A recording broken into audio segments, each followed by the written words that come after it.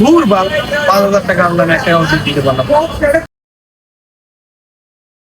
এই যে ভাই, আপনার পাওনা 50,000 টাকা নেন, আর আজকে কিছু শার্ট আর আমাকে গেঞ্জি দেন। নয়ন, দেখ তো ভাইয়ের কি কি লাগে, দিয়ে দে। আচ্ছা ঠিক আছে, আসেন। চাই ভাইয়ের কাছে, আর 1,000 টাকা নিয়ে আর একটা বার চার্জ নেই। ভাইয়া, আমার প্রাইভেটের বেতন দিতে হবে, 1,000 টাকা লাগবে, দেন তো। কিরে, সেদিনে না তোর প্রাইভেটের বেতনটা দিলাম? এই যে নেন। আচ্ছা ভাই ঠিক আছে, আসি তাহলে। হ্যাঁ ঠিক আছে। আবার মাস পড়লে আমি কি করব? আচ্ছা নি ধর, আর ভালো করে পড়াশোনা করিস। ঠিক আছে ভাইয়া। এ নয়ন, কাপড়গুলো গোছা হলে গ্যাসে এসে বসিস, আমার একটু কাজ আছে, কাজটা সেরে আসি। আচ্ছা ঠিক আছে।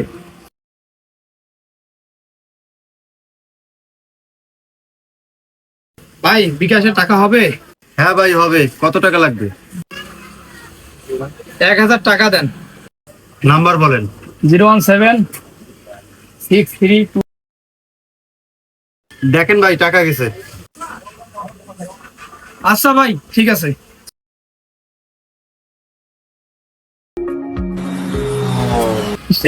এই 1,000 টাকা হলাম।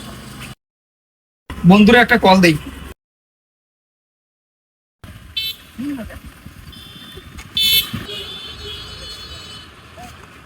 হ্যালো বন্ধু।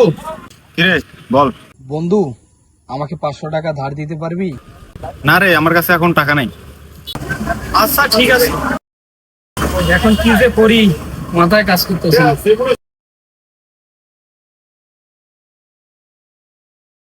সরকুল, দোকানে একটু থাকিস তো, আমি নামাজটা পড়ে আসি।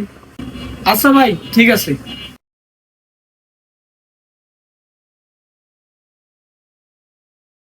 এই 50,000 টাকা পুরোটাই ঢুকাবো, 1 লাখ হলে বের করে নেব। 50,000 ক্যাশে রাখবো, আর বাকি 50,000 টাকা নিজে রাখবো। ভাই, 50,000 টাকা দেন তো বিকাশে। কি রে, তুই বারবার বিকাশে টাকা ডুবাইয়া কি করতেছিস? আর এখন আবার 50,000 টাকা কই পাইলি? কত কিছু আপনাকে জানতে হবে না, দিতে বলছি দেন। ওই নাম্বারে কি দেব? হ্যাঁ, ওই নাম্বারে দেন। দেখো গেছে। ঠিক আছে ভাই, আসছি।